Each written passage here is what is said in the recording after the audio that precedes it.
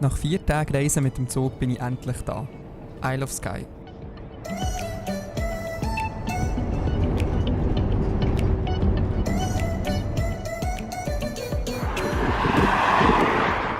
Die schlechte Laune der letzten Tage ist verflogen und ich freue mich riesig, die wunderschöne Insel zu erkunden. Aber zuerst mache ich mich auf den Weg zum Hostel.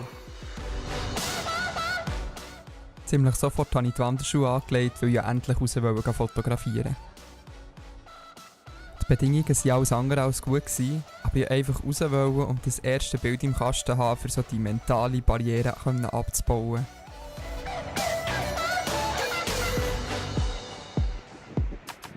Und so bin ich an den kleinen Hafen von Bradford an den Strand gegangen und habe angefangen zu fotografieren. Ich habe einfach meine Kamera abgestellt und habe auf die richtige Welle gehofft und habe einfach eine riesige Freude am Fotografieren in diesem Moment.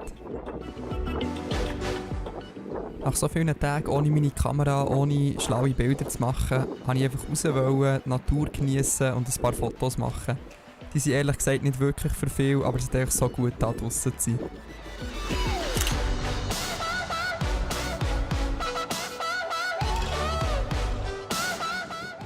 Beim Wasser gestanden, ja Welle für Welle fotografiert und gehofft, die perfekte Bewegung im Bild einzufrieren. Und das hat einfach wirklich riesig Spass gemacht.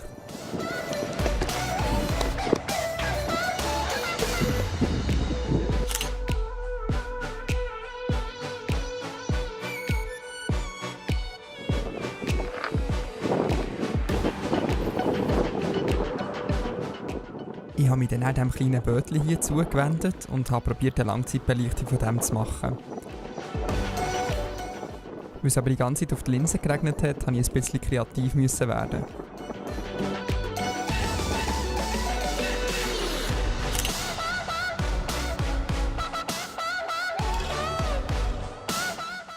Ich glaube, die Lektion des Tages war dann, dass es sich immer lohnt, raus in die Natur zu gehen. Es ist eigentlich immer ein schönes Gefühl, auch wenn es vielleicht nicht die besten Fotos der Welt gibt.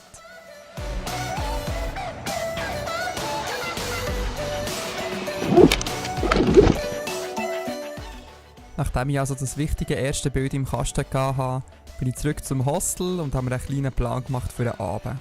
Weil den ich natürlich auch nutzen zum Fotografieren.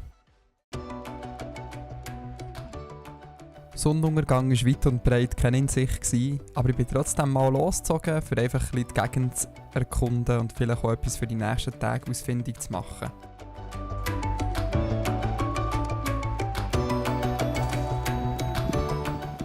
So sehe ich übrigens aus, wenn ich etwas Cooles zum Fotografieren sehe.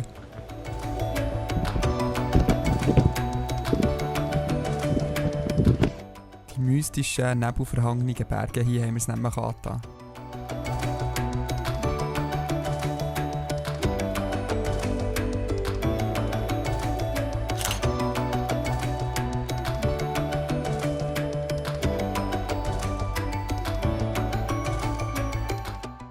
Ich bin dann wieder heimzugegangen, weil am nächsten Tag habe ich nämlich eine grosse Wanderung geplant und wollte ein bisschen Kräfte sparen.